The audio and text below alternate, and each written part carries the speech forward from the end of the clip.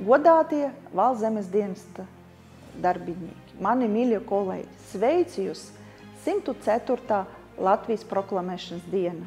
Šis ir mirklis, kurā vērts aizdomāties, kāpēc mūsu valsts pastāv, kas ir labi, kas ir slikti.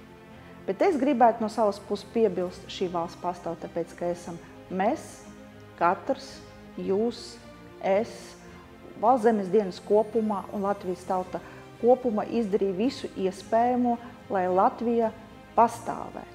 Pēdējā gada notikuma lika mums aizdomāties, vai Latvijas valsts pastāvēšana ir kaut kas paši par sevi saprotams. Man atbilde – ne. Šo valsts, Latviju, veidojam mēs katrs, mēs kā zemes dienests kopā un Latvijas tauta. Un es ticu, ka mēs spēsim to mūsu valsts turpināt veidot tālāk, spējīgu, attīstītu un labklājību. Paldies un novēlu jums priecīgus svētkus!